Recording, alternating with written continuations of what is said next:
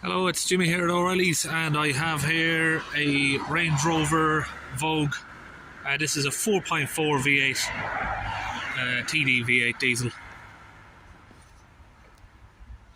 I'll just whip off that engine cover so you can see what engine it is. So if you take notice, the engine cover is brand new. Now this Range Rover has just come to me directly from the Range Rover garage, and they have replaced the exhaust temperature sensor. The temperature sensor was faulty, and that has in turn blocked up the DPF because he has continued driving it for maybe a month or two. Now, of course, he's had the sensor replaced at Land Rover, but they have then told him that the DPF needs replacing with a new part, and I don't remember the exact bill, but it's somewhere in the region of 3,000 to 5,000.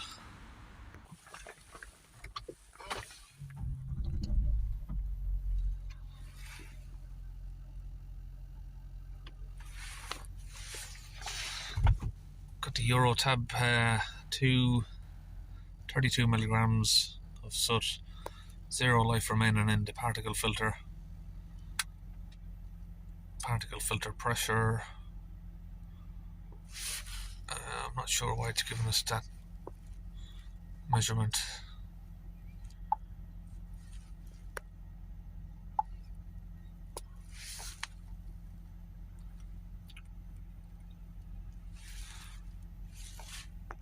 So just under the car there, we can see the new sensor just there, exhaust temperature sensor.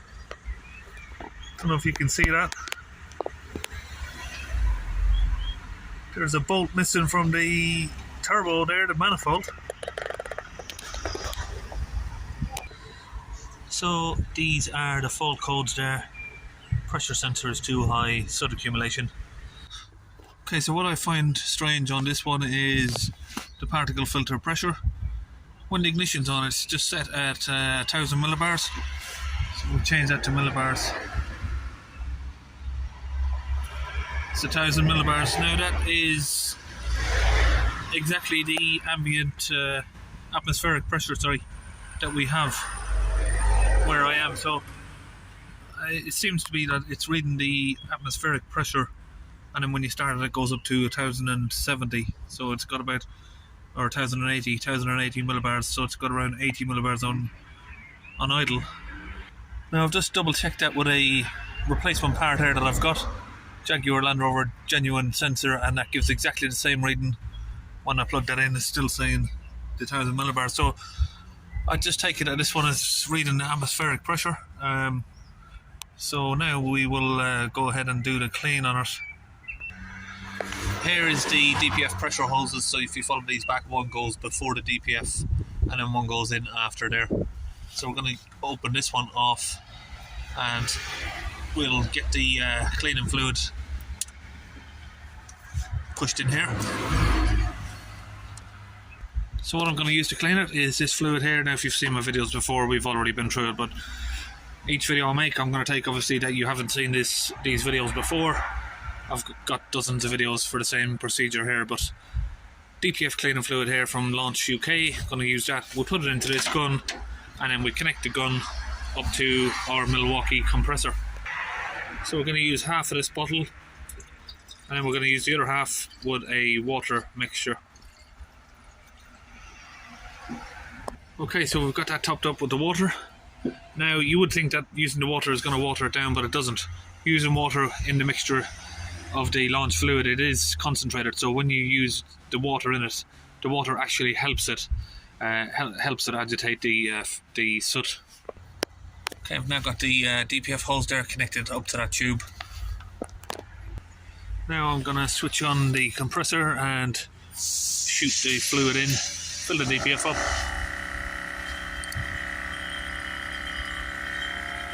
Simply going through that tube and directly into the pressure hose there. Okay, we connect it back up the hoses there, and just to show you what it actually looks like when it comes out, I'll give it a little squeeze. You get that sort of foam come out.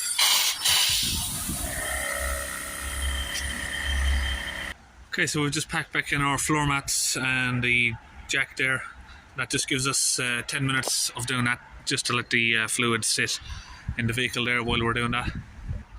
Now, in regards to this pressure sensor again, we've tried to do all of the adaptations on it, everything. It just doesn't want to move from the 1000 millibars, so I'm assuming it's not. I don't ever remember seeing this before, but unless it's got an ECU issue. We swapped over the sensor, we've done adaptations. It doesn't want to move from the 10,000 millibars when the ignition's on, so that is reading atmospheric pressure. Now we'll get inside and start the vehicle up and finish off the cleaning. So it's gone to zero now.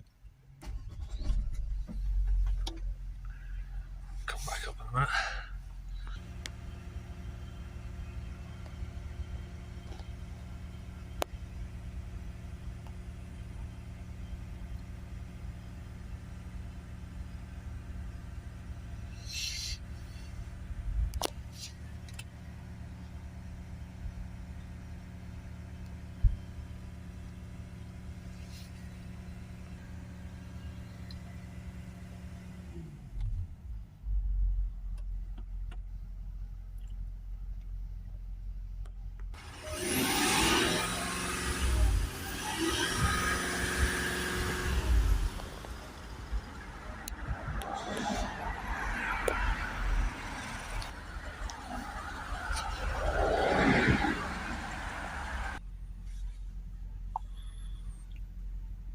So to clear these codes, we're going to have to do some special functions.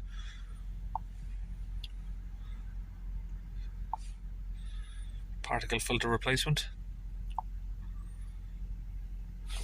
Just switch the vehicle off.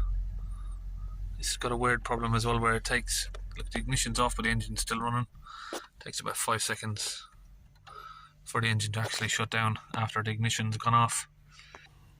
Okay, back here we're going to say yes, because the pressure is down low enough now, so we can tell her to set a new one. Ignition's on number 2.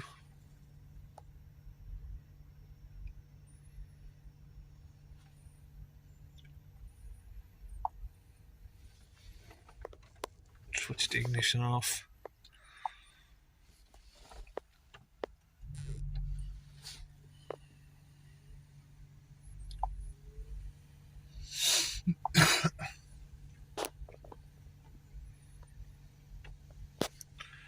That's done. And now it's going to do a code scan so we can clear that.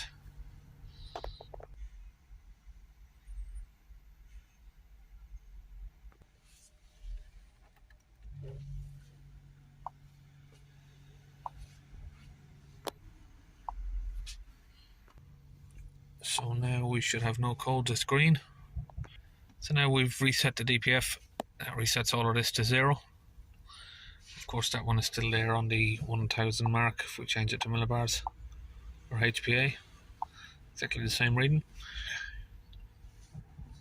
But everything else would be back to 0. So you can see now we can get full revs on the vehicle. And you can see if we let go of the accelerator, it goes back down to the 1000 HPA. So it's basically, if we don't pay attention to that, if we hold it up at 3000 RPM, let's try and get up to 3000 RPM there, hold it.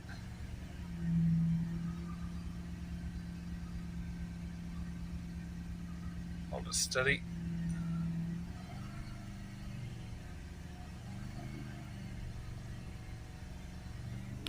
So you see it's around about 100, 110. And then when we let go, it goes back to 0. So we're going to take it, give it a few more revs, and then we'll take it for a test drive.